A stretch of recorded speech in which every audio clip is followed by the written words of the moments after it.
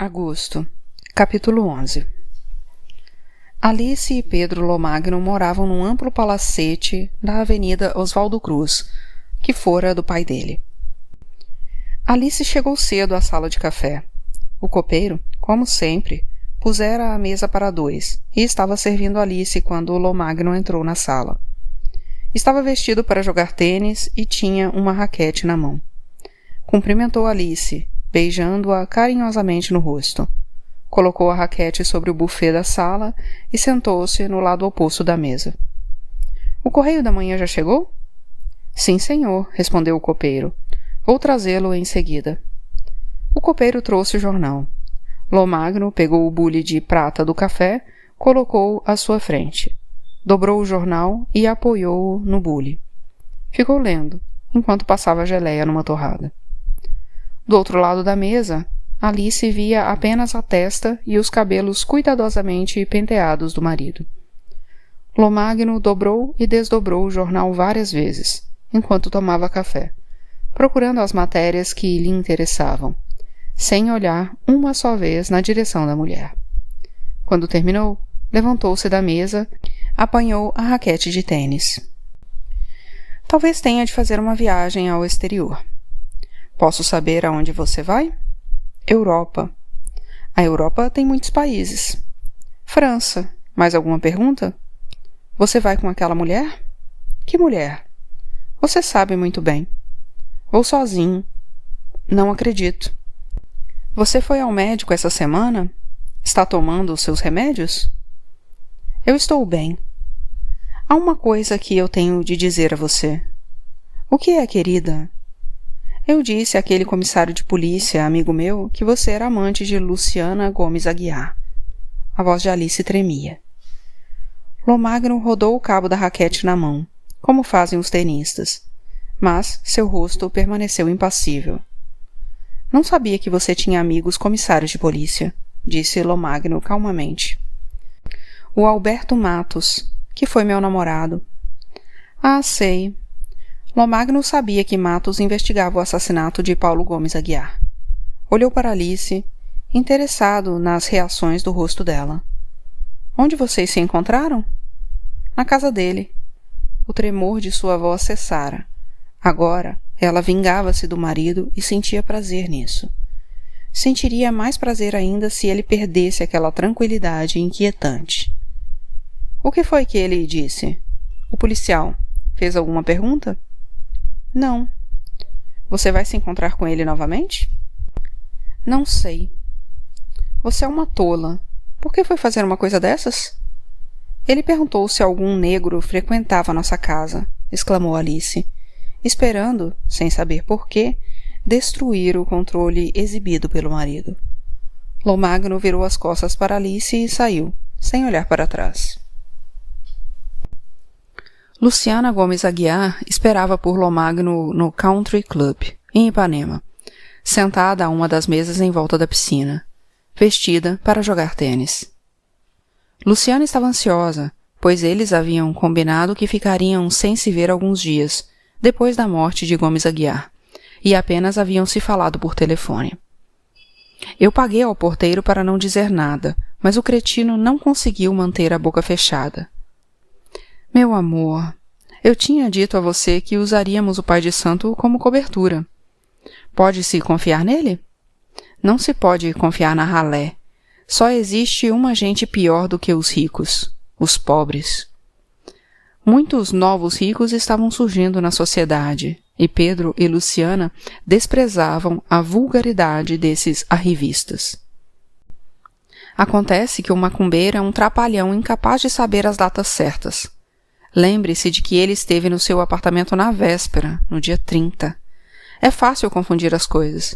Eu me encarreguei disso. Vou procurar o comissário. Acho que chegou a hora de enfrentá-lo. Confirmarei para ele a história do macumbeiro. Se for preciso, falarei dos problemas de saúde dela. Mas temos de sumir com esse porteiro. O Chicão pode se encarregar disso. Ele te adora. Faz tudo o que você quiser. Vou ligar para ele agora. Não podemos perder tempo. Pouco depois, Lomagno voltou. Tudo resolvido. Agora vamos jogar nossa partida. Hoje eu vou ganhar de você, disse Luciana. Não duvido, você está cada vez melhor, mas não pense que vou entregar o jogo. Encontrada uma solução para o problema, dirigiram-se para a quadra central de tênis, que já estava reservada para eles. Todas as terças-feiras, Salete costumava ir à cidade ver as vitrines das lojas de moda. Alguns vestidos chamaram sua atenção na A Imperial e na A Moda, mas ela só experimentou um vestidinho de jersey que viu na vitrine de A Capital, mas achou que no seu corpo o vestido não ficava tão bem quanto no manequim. Eu sei que o meu rosto é feio, mas o meu corpo é perfeito. Agora, se esse vestido ficou mal em mim, imagine numa mulher qualquer. Seu rosto também é muito bonito, respondeu a balconista. Tem um espelho em casa, queridinha. Não pense que com falsos elogios você vai me vender este vestido com um defeito na manga. Você, como vendedora, devia ver isto.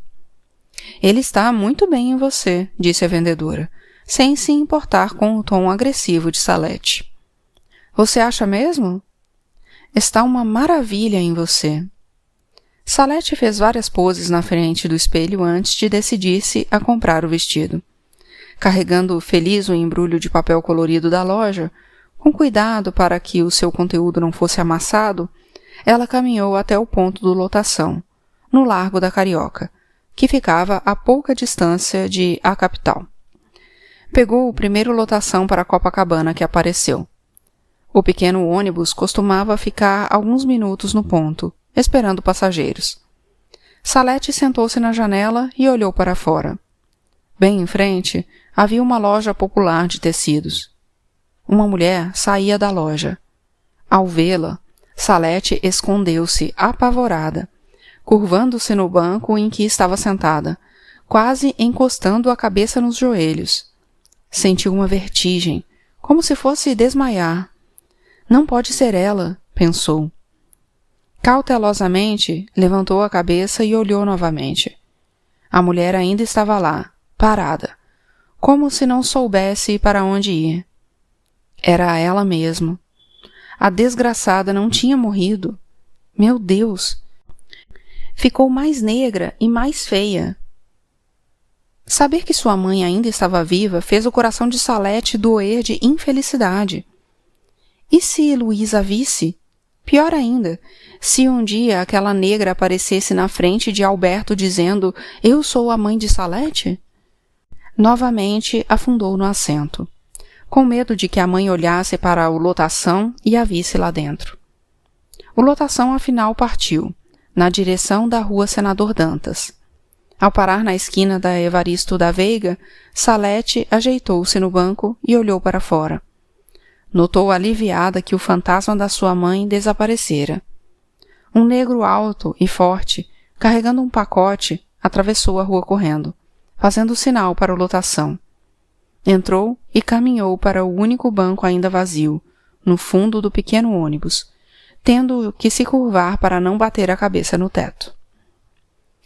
Até poucos momentos antes, esse homem estivera na loja Cássio Muniz, onde comprara à prestação um Smith & Wesson calibre 32, por 520 cruzeiros mensais, uma pistola MAB francesa, calibre 7.65, com um carregador de 10 balas por apenas 220 mensais.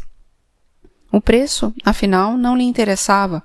O crediário fora inventado exatamente para não se ter esse tipo de preocupação. Pensara em comprar também uma carabina Winchester 22, mas desistiu. Já possuía uma espingarda 12, uma verdadeira joia mortífera com enfeites de prata lavrada na coronha e na caixa da culatra. Chicão, esse era o nome do negro, fora encarregado por Pedro Lomagno de matar o porteiro Raimundo, do edifício Deauville. Pretendia fazer isso naquela noite, mas primeiro levaria as armas que comprara para guardar provisoriamente na casa de uma mulher, com quem de vez em quando dormia, na rua Almirante Tamandaré, não muito distante do edifício Deauville. Chicão conhecera Pedro Lomagno em janeiro de 1946, no Clube Boqueirão do Passeio, na rua Santa Luzia. 2 anos antes fora convocado para o serviço militar, sendo incorporado ao 9º Batalhão de Engenharia, uma das principais unidades da FEB a seguir para a Itália, em julho de 1944, e uma das últimas a regressar, em 3 de outubro de 1945. Chegara ao posto de cabo. Chicão gostara da guerra. Nunca comera tão bem em sua vida. Os soldados brasileiros dispunham dos abundantes recursos e serviços do 4º Corpo de Exército americano. As rações, os cigarros e tudo o que recebia facilitavam o seu relacionamento com as ragazzi italianas. Por um maço de cigarros americanos ou um pacote de chocolate, conseguia dar umas boas bimbadas. A possibilidade de morrer não o preocupava, e depois de ver 2 companheiros morrerem ao seu lado, um atingido por um morteiro dos Tedeschi e outro varado por estilhaços de uma Bob Trap, sem que nada acontecesse com ele, Chicão chegara à conclusão de que tinha o corpo fechado. Seu porte atlético o levara a ser chamado a participar de exercícios de boxe com os colegas americanos e a participar de lutas de exibição. Fodera e lutara boxe e desarmara minas, sem pegar uma gonorreia, como todo mundo, ou sem quebrar seu nariz fino de branco, ou ter o corpo despedaçado. Sim, a guerra fora uma coisa boa.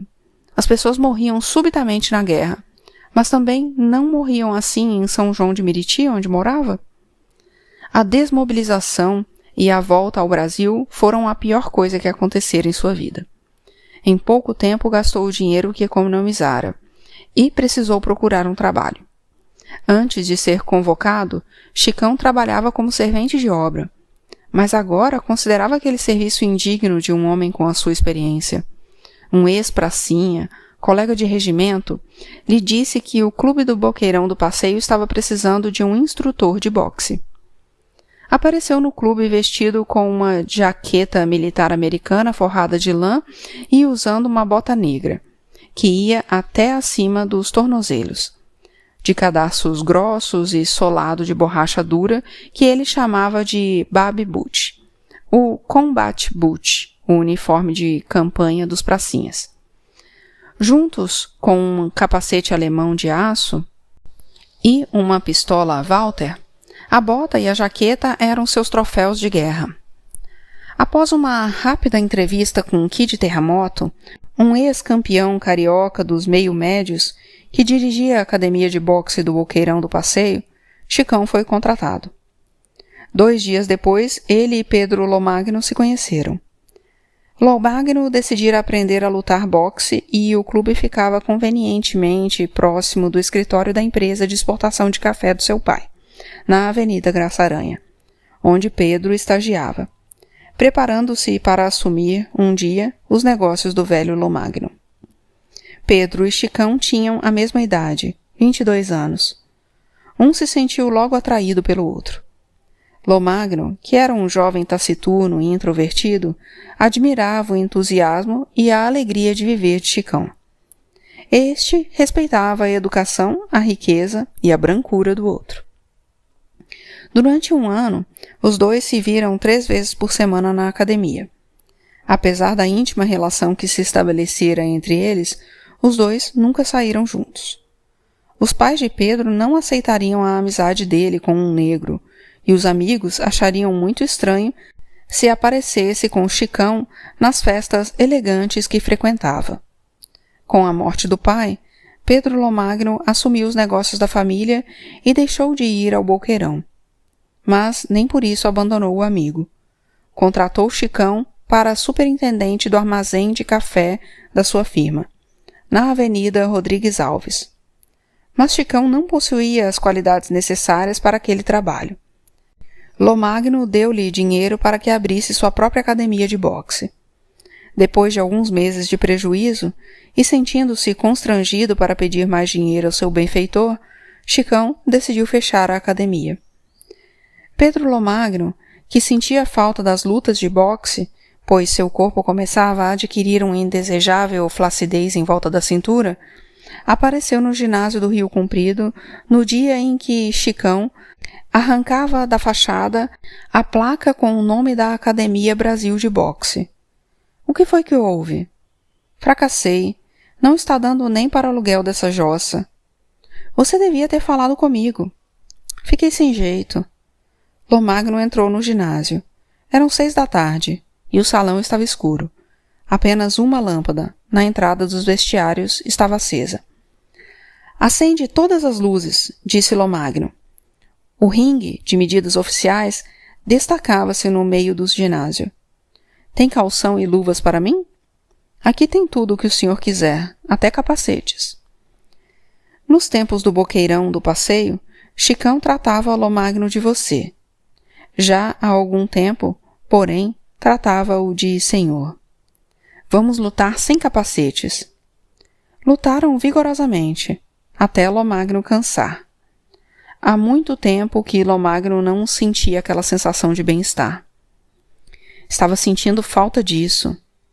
Os dois estavam nus no vestiário. A nudez dos corpos musculosos suados lhes dava uma sensação de confiança, parceria, conivência. Foram tomar banho de chuveiro. A água tornava a pele de Chicão ainda mais negra.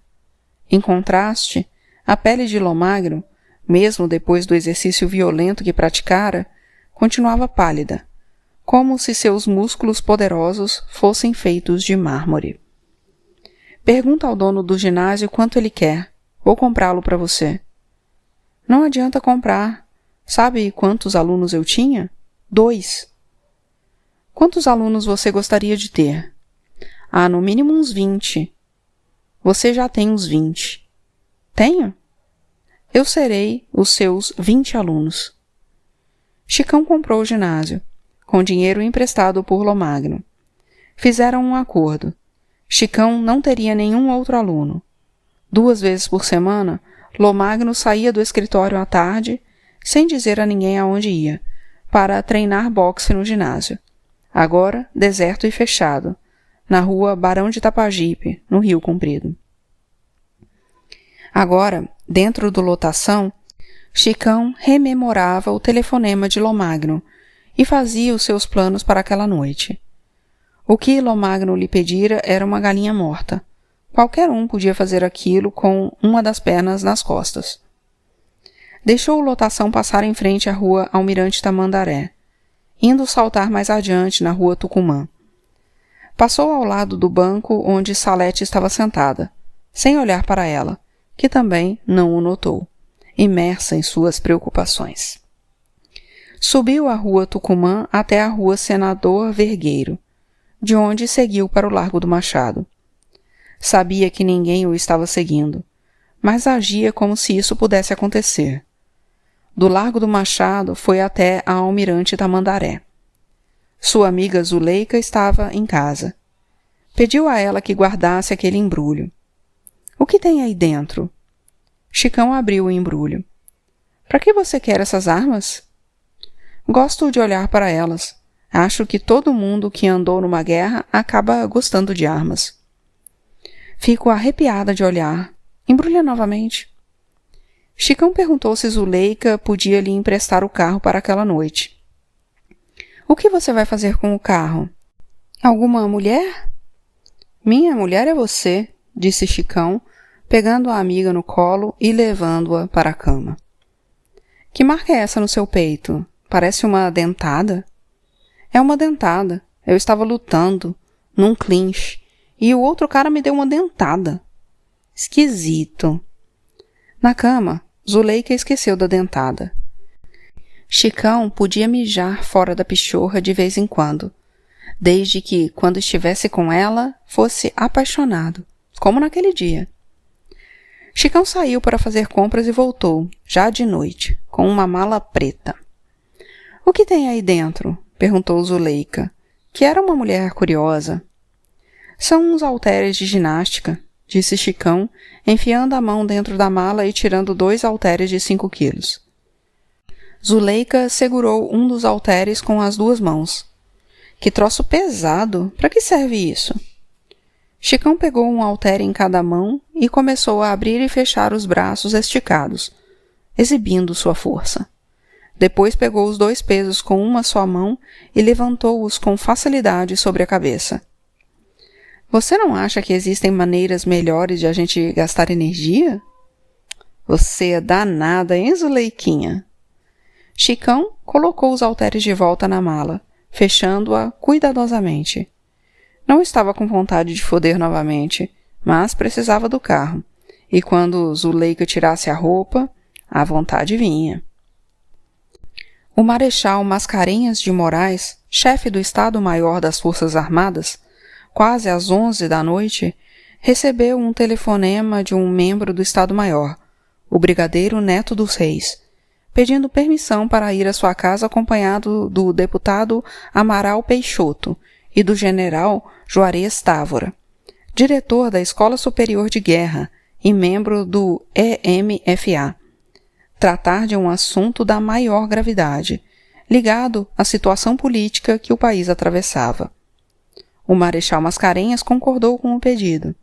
Em seguida, ligou para o general Humberto Castelo Branco, também do EMFA, e que integrara o seu Estado-Maior na Itália, relatando o telefonema que recebera e pedindo que ele, Castelo Branco, viesse à sua casa testemunhar o encontro pedido pelo brigadeiro Neto dos Reis.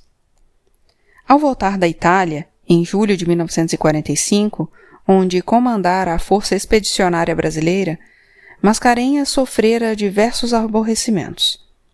Em 29 de outubro, o seu amigo Vargas foi deposto. O general Gaspar Dutra, que fora ministro da Guerra de Vargas, com quem Mascarenhas não mantinha boas relações, foi eleito presidente da República nas eleições de 2 de dezembro e tomou posse no dia 31 de janeiro de 1946. Para culminar tudo isso, Góes Monteiro, que era seu inimigo, foi nomeado ministro da Guerra. Nenhum comando lhe foi oferecido, o que o forçou a pedir a sua reforma. Assim, a 27 de agosto de 1946, sua transferência para a reserva foi publicada no Diário Oficial. Depois de ficar 7 anos na reserva, o Marechal fora nomeado por Vargas chefe do Estado-Maior das Forças Armadas. Como chefe do EMFA, ele despachava semanalmente com o presidente, além de presidir as reuniões do Conselho de Chefes do Estado-Maior das 3 forças. Na reunião pedida por Reis, foi dito ao Marechal que Vargas estaria pensando em entregar o governo ao general Zenóbio, conforme informações que haviam vazado do palácio. Quem respondeu ao deputado e aos generais que haviam ido fazer aquelas sondagens junto ao Marechal foi o general Castelo Branco, um homem pequeno que, tal qual seu chefe Mascarenhas, não parecia ter a altura mínima exigida pelos regulamentos militares para servir o exército. Castelo Branco disse, sem que seus interlocutores tivessem coragem de discordar, que se o presidente quisesse renunciar, não seria nenhum general que devia assumir o governo, mas sim o seu substituto legal, o vice-presidente.